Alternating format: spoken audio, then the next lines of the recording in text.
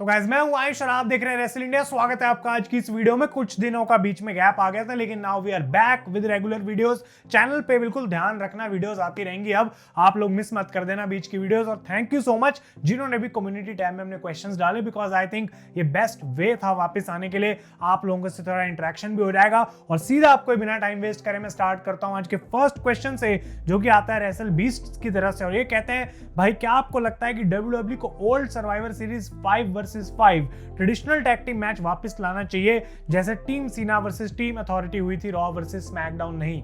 और ये चीज जो है काफी इंटरेस्टिंग है अगर WWE करती है। और आई थिंक इसके बारे में हमने पहले भी बात करी है कि वॉर गेम्स कभी कभार होना चाहिए, या एक साल वॉर गेम्स दूसरे साल ऑल्टरनेट में चलो। और वो चीज काफी मिस कर रहे हैं अब लोग, बिकॉज इतने सालों से देखने को नहीं मिली। तो इंटरेस्टिंग है, लेकिन वॉर गेम्स के मैं अगेंस्ट भी कुछ नहीं हूं। आई थिंक WWE अब ट्रिपल एच वाली एरा में जा चुकी है, और मे बी वो वॉर गेम्स को एक बेटर अपॉर्चुनिटी की तरह देखते हैं। अगला क्वेश्चन आता है यहाँ पे कुणाल की तरफ से। आयुष भाई, WWE अब इतनी बढ़िया चल रही है, लेकिन आपके हिसाब से क्या होता अगर विंस मैकमैन के ऊपर वो स्कैंडल रिपोर्ट नहीं आई होती और वो कभी रिटायर ही ना हुए होते? तो भाई देखो, अगर विंस रिटायर नहीं होते तो आज भी विंस WWE चला रहे होते, और फिर भगवान जाने कि क्या हम एक्चुअली में कोलिजन और डायनामाइट देख रहे होते। क्या मैं उसका ज्यादा यहाँ पे जिक्र कर रहा होता अपने चैनल पे WWE के कंपैरिजन में? उस डायरेक्शन में मैं बात भी नहीं करना चाहूंगा, बिकॉज विंस की जो बात है वो अब सामने आ चुकी है। हम कोई यहाँ पे एक बार फिर से ऐसी चीजों के बारे में डिस्कस नहीं करेंगे जो रियल नहीं है ज्यादा। लेकिन विंस के जाने के बाद अभी तक तो WWE में जो भी हुआ है वो काफी पॉजिटिव ही हुआ है। और ऑब्वियसली अगर आपने डॉक्यूमेंट्री नहीं चेकआउट करी है, पूरी विंस की डॉक्यूमेंट्री रेसल इंडिया चैनल पे अवेलेबल है। अब इससे पहले कि मैं नेक्स्ट क्वेश्चन पे जाऊं, असली अखाड़ा का पॉडकास्ट भी आ चुका है, लेटेस्ट वाला, जहां पे रोमन रेंज और सीएम पंक के मैच के बारे में काफी डिटेल में हमने बात करी है, कैसे उसकी वजह से रेसलमेनिया 41 का पूरा कार्ड अब चेंज हो सकता है। लेकिन इतना ही नहीं, आप लोगों के लिए असली अखाड़ा के अवार्ड्स भी वापस आ गए हैं, जहां हम साल 2024 को बिल्कुल एक रिवाइंड करेंगे अपने नेक्स्ट एपिसोड में। लेकिन आप लोग उसमें इन्वॉल्व हो सकते हैं, अपने वोट डाल सकते हैं असली अखाड़ा के अंदर, और उसका मैं लिंक दे दूंगा on the top of the description. सिर्फ आपको वहां पे जाना है और अपने सारे वोट्स डालने हैं, और उस एपिसोड में आपके रिजल्ट्स भी रिवील करेंगे कि फैन वोट के अकॉर्डिंग कौन जीता। और मैं और रोहित अपने आंसर्स भी आपको जरूर वहां बताएंगे। बहुत इंटरेस्टिंग है, कम्युनिटी के लिए मजा भी आएगा देखने में कि क्या हमारी राय मिलती है या फिर काफी अलग है। नेक्स्ट क्वेश्चन की तरफ अब बढ़ते हैं। क्यूटी किंग की तरफ से आता है, Kevin Owens' new character deserves to be undisputed WWE champion. Currently, I feel like he's more entertaining heel on WWE now. तो clearly यहाँ पे Kevin Owens का जो नया कैरेक्टर निकल के आया है, जहाँ वो विंग्ड ईगल बेल्ट लेके घूम रहे हैं, जिस तरीके से नेटफ्लिक्स वाले किक ऑफ में वो आए, तो बहुत मजेदार उनका कैरेक्टर चल रहा है। Kevin Owens versus Cody Rhodes एक ऐसी राइवलरी बनती जा रही है जो कि शुरू में जितनी बोरिंग लग रही थी अब उतनी ज्यादा इंटरेस्टिंग लग रही है, और मोस्ट ऑफ द क्रेडिट इसमें केविन ओवेंस के इस कैरेक्टर को जाता है। अभी तक कोई डायरेक्ट आइडिया हमको नहीं मिला कि क्या डायरेक्शन यहाँ से WWE लेगी, किसका मैच होगा। क्या केविन ओवेंस अपने आप को चैंपियन मान बैठे हैं, WWE इसको कंसीडर कर रही है, या सिर्फ वो अपने दिमाग में ही चैंपियन है? और उस टाइटल के साथ क्या किया जाएगा? क्या वो स्टोरी लाइन का पार्ट बनेगा? क्या वो हैंग करा जाएगा लैडर मैच में, या फिर कुछ और वे में हमें देखने को मिलेगा? लेकिन केविन ओवेंस भाई हमेशा से ही कमाल का कैरेक्टर रहा है। ये वो बंदा है जिसको फर्क नहीं पड़ता कि उसको कितनी हाईलाइट मिल रही है, कितनी स्पॉटलाइट मिल रही है, वो अपना काम हमेशा बेस्ट करता है, और इसीलिए लोग इतना पसंद भी करते हैं केविन ओवेंस को। नेक्स्ट क्वेश्चन आता है क्रिस की तरफ से, और ये पूछते हैं क्या 3DX चेतन को भी ऐड करा जाएगा इन फ्यूचर असली अखाड़ा, जैसे आप पहले करते थे स्पॉटिफाई पे, यूट्यूब पे चेतन को 3 एपिसोड में हमने पहले भी हम लेकर आए थे, जब हम पहले एक टाइम पे असली अखाड़ा किया करते थे। और ये कोई एक कमेंट नहीं है, बहुत सारे लोग बोल रहे हैं, लेकिन मैं आपको सिर्फ इतना ही बता सकता हूं कि ये जो पॉडकास्ट हमने लॉन्च किया असली अखाड़ा यूट्यूब पे, ये धीरे धीरे अपनी लेयर्स खोलेगा। तो आपको ऐसा नहीं है कि पहले एपिसोड में जो देखने को मिल गया भाई अगले 100 एपिसोड तक या 50 एपिसोड तक देखने को मिलेगा। बहुत सारी चीजें बिहाइंड द सीन्स चलती रहती हैं, जिनको एग्जीक्यूट करने में जो हम सोचते हैं उससे कई ज्यादा गुना टाइम लग जाता है। तो जब सही मौका होगा, हमें लगता है कि हम उस चीज को परफेक्ट कर सकते हैं, तभी आप लोगों के लिए सामने लेके आएंगे। और इनमें से ये एक चीज नहीं है, बहुत सारी ऐसी चीजें हैं जो कि हम सोच रहे हैं। तो स्टे ट्यून्ड रहो, देखते रहो, और डेफिनेटली 2025 बहुत इंटरेस्टिंग होने वाला है। अगला क्वेश्चन आता है शुभम की तरफ से, both Bron Breakker and कार्मेलो hedge entered WWE with similar hype. What do you think? Braun Breaker has found more success while Carmelo Hayes seems to have struggled. भाई देखो, इसमें कार्मेलो हेज की कोई इतनी गलती नहीं है। अंड्राडे के साथ जो उनकी फ्यूड चली, मुझे ऐसा लग रहा था कि वो इवेंचुअली लीड करेगी, कोई एक बंदा यूनाइटेड स्टेट्स चैंपियन बनेगा दोनों में से। लेकिन जब नाकामुरा चैंपियन बन गए तो ऐसा लगा कि ये कार्मेलो और अंड्राडे का जो पूरा किस्सा था, ये किस लिए किया जा रहा था? सिर्फ ये दिखाने के लिए कि इन दोनों में से बेटर रेसलर कौन है। बिकॉज मुझे ऐसा लग रहा है कि कहीं ना कहीं वही वो चीज थी जो कि यूएस टाइटल तक लीड करनी चाहिए थी और फिर नाकामुरा को बीच में लाया जा सकता था। तो कार्मेलो हेज की उतनी गलती नहीं है। अब ब्रॉन स्ट्रोमन के साथ उनकी फ्यूड चल पड़ी है स्मैकडाउन पे, तो टाइम जरूर आएगा। लेकिन ब्रॉन ब्रेकर की जहां तक बात है भाई, वो थोड़ा अलग ही लेवल पे ऑपरेट कर रहे हैं। जिस तरीके से उन पे WWE ने अपनी बेट ली है, वो काम भी कर रही है। आई डोंट थिंक कि उस लेवल पे अभी कार्मेलो हेज काम कर रहे हैं, ऑपरेट कर रहे हैं स्टोरी लाइन वाइज भी। और ब्रॉन ब्रेकर जो है वो किसी अलग ही लेवल में इस टाइम पे। नेक्स्ट क्वेश्चन आता है मौसम की तरफ से, इस साल की रॉयल रंबल बहुत अनप्रिडिक्टेबल है, तो क्या लगता है कौन जीतेगा? भाई देखो, इसके ऊपर मैंने मल्टीपल वीडियोस बना रखी हैं। रोमन रेंस पे बात करी है, रॉक पे बात करी है, और एक वीडियो ये भी है जहां पे हमने सारे पॉसिबल विनर्स डिस्कस करे हैं, तो आपको वो जरूर सुनना चाहिए।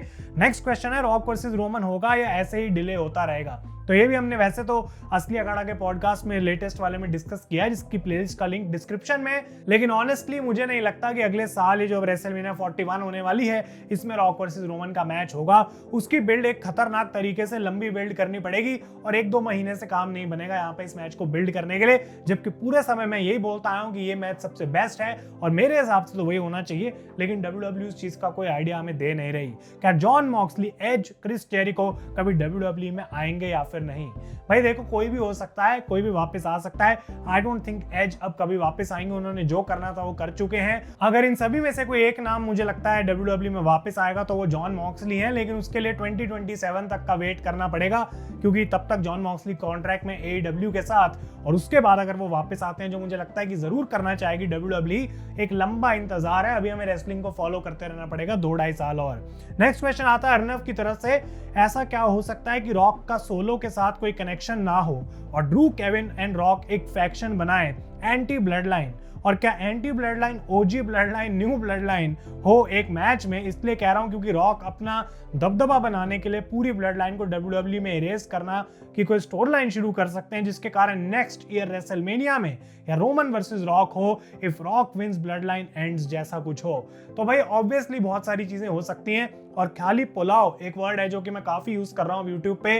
आपको उतना ही सोचना चाहिए जितनी आपको लगता है कि रियलिस्टिक पॉसिबिलिटी है। ये जो अभी यहाँ पे अर्नव ने बोला है, एक काफी अच्छी प्रेडिक्शन है, और अगर ये हो जाती है तो भाई ऑब्वियसली बहुत अच्छा थॉट भी है, सारा लॉजिकल सेंस भी बनता है कि रॉक एक अपना खुद का ही कुछ बनाने की कोशिश कर रहे हैं। बट ड्रू मैकिंटायर एक ब्लड लाइन का पार्ट नहीं है, तो वो एंटी ब्लड लाइन फैक्शन होगी। तो डेफिनेटली सोच अच्छी है। मैं नहीं बोल सकता कि ऐसा होगा या फिर नहीं, बिकॉज इसका कोई अभी हमें दूर दूर तक हिंट नहीं मिला है।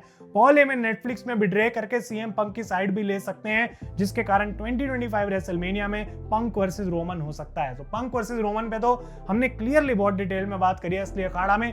आई थिंक कि बहुत जल्दी है अभी सीएम पंक और रोमन रेंस के मैच के लिए। एक बार फिर से ये एक लॉन्ग टर्म स्टोरी है जो कि बहुत अच्छे से दिखाई जा सकती है। तो सिर्फ अगर WWE अपने ड्रॉ के लिए, पैसों के लिए, बिजनेस के लिए इस मैच को करना चाहती है, तो मैं उसके पीछे हूं, उसके 100% उसको बैक करूंगा। लेकिन मेरे हिसाब से इसको और अच्छा बनाया जा सकता है अगर थोड़ा टाइम इसको दे दिया जाए।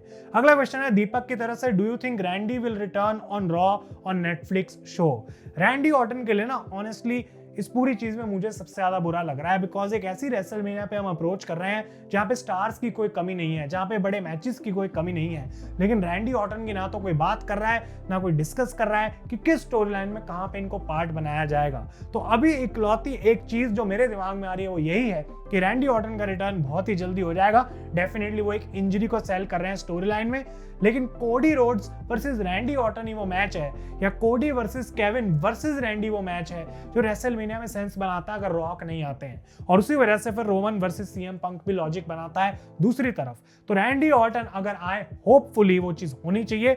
I don't think WWE John Cena का मैच कर रही है रैंडी ऑर्टन के साथ, उसके भी दूर दूर तक हमें कोई रूमर्स नहीं सुनने को मिले हैं। अगला क्वेश्चन है रोमन रेंस वर्ल्ड की तरफ से, who is next Paul Heyman guy after Roman Reigns? भाई ये बहुत ही बढ़िया क्वेश्चन है और मैंने ना इसके बारे में इतना कोई सोचा नहीं कभी बैठ के, बिकॉज इतने टाइम से रोमन रेंस और पॉल हेमन अभी इकट्ठे हैं। पॉल हेमन ने जो वाइजमैन वाला रोल ले लिया है, और ब्रॉक लेसनर क्योंकि अब शायद कभी आएंगे नहीं WWE में, तो रोमन रेंस और पॉल हेमन की जो हम कह सकते हैं केमिस्ट्री बनी है ना, उसके बाद पॉल हेमन आखिर किसके साथ ही चला जाएगा जो उससे बेटर कर पाए। CM Punk is the OG Paul Heyman guy, तो उसको मैं काउंट नहीं करूंगा। सीएम पंक तो एक अलग ही तरीके से पॉल हेमन के साथ फिट होते हैं, लेकिन और कोई superstar I don't know. Honestly मुझे ऐसा लगता है कि जब रोमन रेंस और पॉल हेमन का ब्रेकअप होगा, उसके बाद कहीं ना कहीं पॉल हेमन का भी वो जो मैनेजर वाला रोल है वो शायद कहीं ना कहीं खत्म हो जाए। May be in the future Bron Breakker जैसा कोई सुपरस्टार हो जो कि पॉल हेमन मैनेज करना चाहे, एक बीस्ट की तरह उसको बिल्ड करना चाहे, लेकिन अभी मुझे और कोई नाम दिमाग में आता नहीं है। अगला क्वेश्चन आता है यहाँ पे क्लैश किंग्स की तरफ से, और ये बोलते हैं फेवरेट रेसलमेनिया का ये सब कुछ बताओ। Opening match, I think opening match बहुत सारे इंटरेस्टिंग है। Seth versus Drew last year की अगर मैं बात करूं, उसके बाद Seth versus Brock Lesnar. I think Seth Rollins एक किंग है ओपनिंग मैचेस का, लेकिन जो मैं वोट यहाँ पे डालना चाहूंगा अपना वो होगा सेथ रॉलिंस और रैंडी ऑर्टन का मैच एट रेसलमेनिया 31। नंबर 2 की हम बात करते हैं तो एंडिंग पूछ रहे हैं कि ग्रेटेस्ट एंडिंग क्या थी, तो भाई रेसलमेनिया 40 में जो देखने को मिला उससे बेटर आई डोंट थिंक कोई रेसलमेनिया की कभी एंडिंग रही है। एंट्रेंसेस की मैं बात करूं तो यहाँ पे कोई एक पिक करना बहुत ही वियर्ड रहेगा, लेकिन जॉन सीना की वो एंट्रेंस जहाँ पे बहुत सारे जॉन सीना बन के आ रहे हैं, वो मैं एक डेफिनेटली नाम ले सकता हूँ। अंडरटेकर की वो एंट्रेंस जिसमें सारे सोल्स नीचे से निकल रहे हैं, बहुत आइकॉनिक है वो। लास्ट मैच ऑफ सुपरस्टार किसी का है तो शॉन माइकल्स और रिक फ्लेयर वाले मैच की मैं बात करूंगा, जो कि रिक फ्लेयर का तो आखिरी मैच मैं कंसिडर नहीं कर रहा, इसलिए उसके बाद शॉन माइकल्स का जहां पे करियर खत्म करा अंडरटेकर ने, उसकी मैं बात कर रहा हूं। शॉन माइकल्स का आखिरी मैच वो था, और उसके बाद भी जबकि वो वापस आए सिंगल्स मैच को मैं वही कंसिडर करता हूं last eight WrestleMania 25। WrestleMania stage की बात करें तो एक बार फिर से बहुत सारे कमाल के स्टेज रहे हैं, लेकिन रेसलमेनिया 39 एक आइकॉनिक तरीके से बनाया गया था, और उसके अलावा रेसलमेनिया 33 एक बहुत ही ज्यादा मेहनत करा हुआ था। रेसलमेनिया 29 भी काफी क्लोज है मेरे भाई, वो जो मेटलाइफ स्टेडियम वाला पूरा सेटअप था बहुत मस्त था स्टैचू ऑफ लिबर्टी के साथ।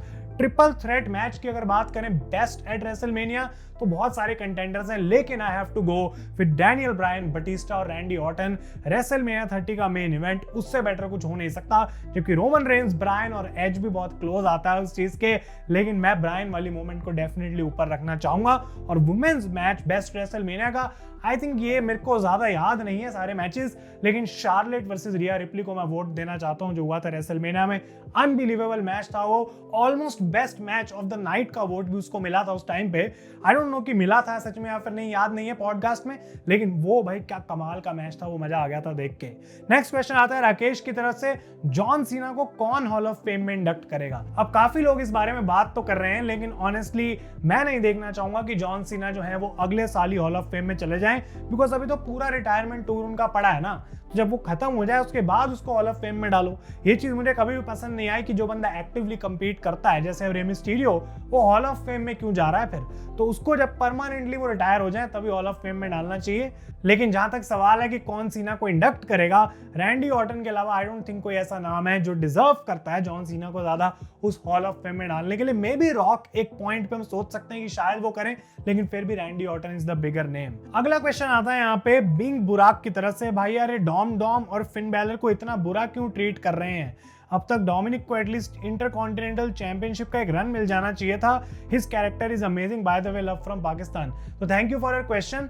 लेकिन डोमिनिक का जो कैरेक्टर है वो वही वाली बात है भाई, अभी जजमेंट डे में लिम मॉर्गन के साथ टंगे रहो जब तक टंग सकते हो। लिम मॉर्गन जब अपना टाइटल ड्रॉप करेंगे उसके बाद में भी कुछ होगा, और ऐसे ही कुछ लोग हैं जैसे सोलो सिकोआ जो ब्लड लाइन की वजह से बढ़िया कर रहे हैं, डोमिनिक जो जजमेंट डे लिम मॉर्गन की वजह से बढ़िया कर रहे हैं, लेकिन जब ये अलग हो जाएंगे एक पॉइंट के बाद तो इंटरेस्टिंग रहेगा देखना कि क्या ये सिंगल सुपरस्टार की तरह भी बढ़िया कर सकते हैं या फिर परमानेंटली इनका यही रोल होगा किसी के साथ फिट हो जाना, वो काफी इंटरेस्टिंग है। नेक्स्ट क्वेश्चन है ऋषिकेश की तरफ से, आयुष भाई are you a sneakers lover, yes और नो। भाई डेफिनेटली स्नीकर्स मैं पसंद करता हूँ, आप लोग भी कमेंट्स में बताना कि क्या कोई स्नीकर्स हैं स्पेसिफिकली जो आप लोगों ने खरीद रखे हो, वो मैं कमेंट्स में जानना चाहूंगा। आयुष भाई ब्लॉग चैनल पर, आई थिंक ये व्लॉग बोलना चाह रहे हैं भाई, ब्लॉग कोई नहीं हुआ है, चैनल वैनल ब्लॉग हो जाता तो वीडियो कैसे डालता मैं, तो ब्लॉग नहीं व्लॉग चैनल पे आप क्यों नहीं वीडियो डाल रहे हो। तो ये भी मैं आपसे क्वेश्चन पूछ लेता हूँ कि आप देखना चाहते हैं वहाँ पे कुछ कंटेंट आए। रेसल इंडिया पे तो रेगुलर वीडियोस आएंगी, लेकिन आपको व्लॉगिंग चैनल पे भी कुछ देखना है तो let me know in the comments below. और उसके बाद भाई new WWE and Sony TV deal, नई जानकारी पता नहीं है, प्लीज एक्सप्लेन। कोई डील नहीं हो रही सोनी और WWE की, सब खत्म है। रेसलमेनिया के पास आई थिंक कंफर्म नहीं है बात, लेकिन वो डील खत्म हो जाएगी और जैसी वो खत्म हो जाएगी सोनी से हटके WWE नेटफ्लिक्स पे चली जाएगी फॉर स्मैकडाउन, रॉ और PLE। टीवी पे 0 WWE उसके बाद आप नहीं देख पाएंगे। सिर्फ एक ही जरिया होगा इलीगल तरीकों के अलावा, उसको हम नहीं बात करेंगे, लेकिन आप ऑब्वियसली नेटफ्लिक्स पे ही देख पाएंगे और WWE का एक्सेस कहीं पे होगा नहीं। नेक्स्ट क्वेश्चन है द रियल चैंप यश की तरफ से, क्या WWE शॉकर पुल कर सकती है जॉन सीना को 17th टाइम टाइटल ना जिताकर? भाई ये शॉकर से ज्यादा मुझे स्टुपिडिटी लगेगी अगर सीना 17 टाइम वर्ल्ड चैंपियन नहीं बनते, बिकॉज जॉन सीना वो बंदा नहीं है रिक फ्लेयर की तरह, होगन की तरह या शॉन माइकल्स की तरह जो रिटायरमेंट से बाहर आके अंडरटेकर की तरह एक मैच तो मैं और लड़ना चाहता हूं। आई डोंट थिंक वो ऐसा करना चाहेंगे। तो जॉन सीना को ये एक ही मौका है WWE के पास फॉर द 17 टाइम चैंपियनशिप, और रिक फ्लेयर का रिकॉर्ड अब जाने दो ना भाई, बिकॉज जॉन सीना का रिटायर हो रहा है तो वो एक चीज उसके नाम होनी चाहिए जो फिर कोई कभी नहीं तोड़ सकता। मे बी रैंडी ऑर्टन वो चीज कर सकते हैं जब वो अपने रिटायरमेंट के बारे में सोच रहे होंगे, बिकॉज और तो कोई आसपास भी अभी नहीं है। तो इंटरेस्टिंग रहेगा देखना, लेकिन जॉन सीना को 17 टाइम टाइटल जिताना कोई एक हमें शॉकर नहीं, मेरे हिसाब से एक जरूरी चीज है। और फाइनल क्वेश्चन आज का आता है आमिर की तरफ से, don't you think WWE should bring back short term title range? लंबी रेंज की वजह से जो लोग हैं वो टर्न कर जाते हैं चैंपियंस पे, जैसे कि कोडी रोड्स के साथ अभी हो रहा है। और जब लंबी रेंज चलती है तो कई सारे ऐसे सुपरस्टार्स हैं जो मे बी चैंपियन बन सकते हैं बट उनका भी नुकसान हो जाता है। तो देखो भाई ये बिल्कुल सही पॉइंट है, इससे मैं डिसएग्री नहीं करूंगा, लेकिन मैं ये भी नहीं बोलूंगा कि फटाफट से टाइटल हरवा दो, चेंज कर दो। वो विंस मैकमैन का फॉर्मूला था जो वो यूज करते थे, कभी कोई रैंडमली शो पे टाइटल हार जाता था, लेकिन ट्रिपल एच के लिए टाइटल की वैल्यू काफी ज्यादा है। वो एक एक चैंपियनशिप को इंपॉर्टेंट फील करवाना चाहते हैं और ये भी इंपॉर्टेंट फील कराना चाहते हैं कि हर एक टाइटल चेंज मैटर करे और लोग उसको याद रखें। तो जिस तरीके से नाकामुरा जीते एले नाइट से, अब लोगों को पता है कि एले नाइट को नाकामुरा ने हराया है। ऐसा नहीं है कि एक हफ्ते पहले एले नाइट चैंपियन था, अब नाकामुरा बन गया, अब कोई और जीत जाएगा, फिर कोई और, ऐसा बिल्कुल भी नहीं है। और एक प्रोफेशनल रेसलिंग सेटअप में मैं हमेशा चैंपियनशिप की जहां पे वैल्यू की जाती है उसको बहुत बढ़िया मानता हूं। AEW इस चीज को कभी कभी करने में बिल्कुल सही से वो नहीं उसको समझ पाते हैं और उस वजह से उनके काफी सारे जो टाइटल्स हैं वो पता ही नहीं लगता कि किसके पास है भी तो क्यों है, उसमें इंटरेस्ट नहीं बन पाता है। तो इसलिए लॉन्ग रेंज ज्यादा ना हो तो ठीक है, लेकिन चैंपियनशिप की वैल्यू कम नहीं होनी चाहिए। ये थे सारे क्वेश्चंस गाइस आज की इस वीडियो के लिए। अगर वीडियो आपको अच्छी लगी हो तो इस पर कॉमेंट करें, लाइक करें, अपने ओपिनियन शेयर करें और असली अखाड़ा अवार्ड्स के लिए वोट देना बिल्कुल भी ना भूलें। तब तक के लिए thank you so much for watching. मैं हूं आयुष और आप देख रहे हैं रेसल इंडिया।